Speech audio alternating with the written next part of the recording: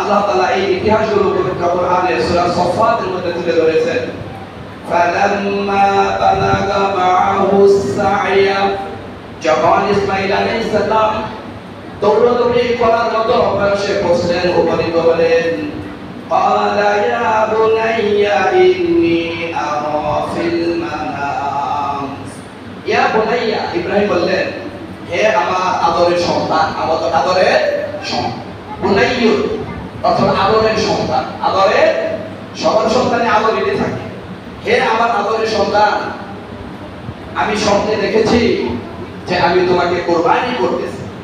ইন্নী আরা feel Manam, আমি স্বপ্নে দেখেছি আন্নী আযবাহুকা, যে আমি তোমাকে আল্লাহ তাআলার পথে কুরবানি করতেছি। ফানজুর মাযা তারা, কাজে ইসমাঈল তুমি চিন্তা ভাবনা করে দেখো তোমার মতামত কি, তোমার মতামত। এভাবে পিতা যখন তার সন্তানের কাছে এই অভিব্যক্তি পেশ করলেন যে আল্লাহ তাআলার পক্ষ থেকে আমার কাছে আদেশ এসেছে তোমাকে আল্লাহ তাআলার রাস্তায় কুরবানি করে দেওয়া, জবাই করে দেওয়া, এই কথা শুনে আমাদের ছেলেমেয়েরা হয়তো উল্টাপাল্টা দৌড়াদৌড়ি করতো, পাগল হয়ে যেত। কিন্তু আমরা বাবারা হয়তো এই আদেশ পালন করতাম কিনা আল্লাহ ভালো জানেন। আল্লাহ, আমরা অনেকে টাকা পয়সা থাকলেও গরুই কুরবানি করতে চাই না, হ্যাঁ, একটা দুম্বা বা একটা বকরি কুরবানি দিতে চাই না। যদি আমাদের কাছে এমন কোনো আদেশ আসতো যে তোমাদের কলিজার টুকরা সন্তান হত্যা, সন্তান আল্লাহর রাহে কুরবানি করা হবে, তখন আসলে আমরা কি করতাম, আল্লাহ তাআলাকে ভালো যায়।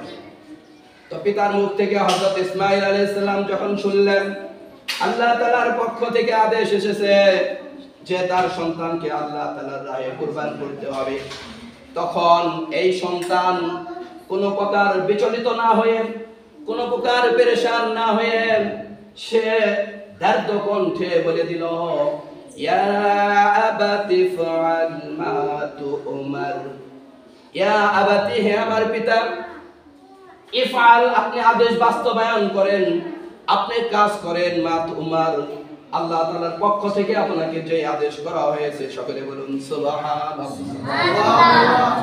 যেরকম বাপ ওইরকম বেটা, যেরকম গাছ ওরকম তার কে ফল।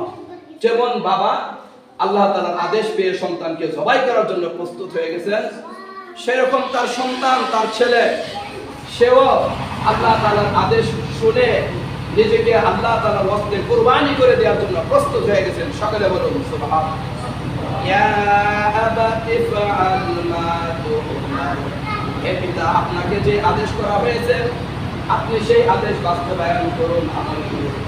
সাতাজিদুনি ইনশাআল্লাহু মিনাস সাবিরিন, বাবা আপনি আমাকে অচিরেই পাবেন, আমি একজন ধৈর্যশীল সন্তান। সকলে বলুন সুবহানাল্লাহ। বাবা আমি মোটেও বিচলিত হব না, মোটেও ছটফট করব না, আমি একেবারে সুসন্তানের মতো, ধৈর্যশীল একজন মানুষের মতো আপনার তরবারির নিচে আমি শুয়ে থাকবো, কোনো প্রকার ছটফট করব। শুধু তাই নয়, তাফসীরের কিতাবগুলোতে লেখা হয়েছে ইসমাঈল আলাইহিস সালাম তার পিতাকে বললেন, হে বাবা, হতে পারে এই কুরবানি করতে গিয়ে আপনার কলিজার মধ্যে আঘাত লাগতে পারে, আপনি চোখে দেখলে হয়তো এই কুরবানি করতে পারবেন না, আপনি একটা কাজ করে নেন, আমার চোখ দুইটা কোনো কিছু দ্বারা বেঁধে নেন, আমার দুই হাত বেঁধে নেন, আমার দুই পা বেঁধে নেন, আমি যেন নড়াচড়া করতে না পারি, আপনার চোখ দুটাও বেঁধে নেন, আপনার চোখের যেন আপনার কাছে যেন মায়া না থাকে। সকলে বলুন সুবহানাল্লাহ। এভাবে ইব্রাহিম আলাইহিস সালাম তার কলিজার টুকরা আদরের ধন একমাত্র সন্তান হযরত ইসমাঈল আলাইহিস সালামকে আল্লাহ তাআলার রাস্তায় কুরবানি করার জন্য যখন তাকে শোয়াইলেন, হাত পা বাঁধলেন, চোখ বাঁধলেন, এরপর সেই রকম ধারালো একটা ছুরি সেটা নিয়ে তার আদরের কলিজার টুকরা সন্তানের গলার মধ্যে ছুরিটা ধরে এভাবে পোছাইতে লাগলেন। সকলে বলুন সুবহানাল্লাহ। কিন্তু আল্লাহ তাআলার পক্ষ থেকে আদেশ আসলো ওই তরবারির কাছে, হে তরবারি, তুমি আমার বন্ধুর ছেলে ইসমাঈলের একটা ফসলও যেন না কাটে, তুমি সাবধান হয়ে যাও, সাবধান হয়ে যাও।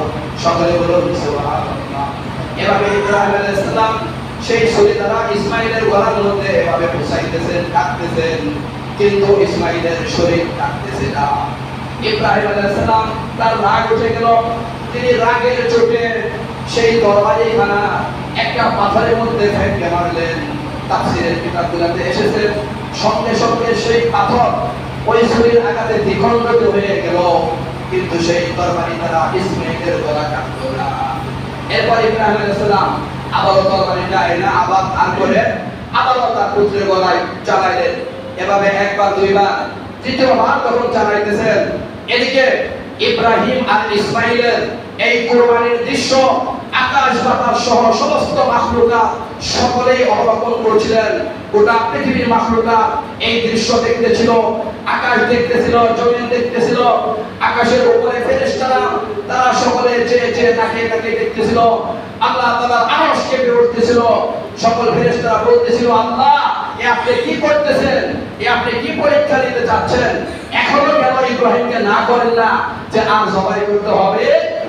এভাবে যখন আল্লাহ আরশকে বলল, সঙ্গে সঙ্গে আল্লাহ রাব্বুল আলামিন তিনি সেই আরশের উপর থেকে জিবরাইলকে পাঠিয়ে দিলেন, হে জিবরাইল তাড়াতাড়ি করো, একটা বড় সড় একটা দুম্বা নিয়ে আমার বন্ধুর কাছে যাও, ইসমাইলকে সরিয়ে ইসমাইলের জায়গায় সেই দুম্বাটা রেখে দাও। এভাবে আল্লাহ তাআলার আদেশ পেয়ে হযরত জিবরাইল আমিন আলাইহিস সালাম একটা দুম্বা নিয়ে আকাশ থেকে রওনা হয়ে দিলেন। জিবরাইল মনে করলেন আমি চাইতে হয়তো জবাই হয়ে যাইতে পারে, এখানে আকাশ থেকে তিনি চিৎকার দিলেন, আল্লাহু আকবার, আল্লাহু আকবার। জিবরাইলের চিৎকারের আওয়াজ ইব্রাহিমের কানে আসলো। সঙ্গে সঙ্গে তিনিও বললেন, লা ইলাহা ইল্লাল্লাহু আল্লাহু আকবার। এভাবে পিতার মুখে আল্লাহু আকবার কালেমার ধ্বনি শুনে তরবারির নিচ থেকে হযরত ইসমাঈল আলাইহিস সালাম বলে ফেললেন, আল্লাহু আকবার। এরপরে সঙ্গে সঙ্গে জিবরাইল এসে ইসমাঈলকে সরিয়ে সেখানে দুব্বা শুইয়ে দিলেন। এরপর সেই তরবারির আঘাতে ইসমাঈলের পরিবর্তে দুব্বা কুরবানি হয়ে গেল। সকলে বলুন সুবহানাল্লাহ।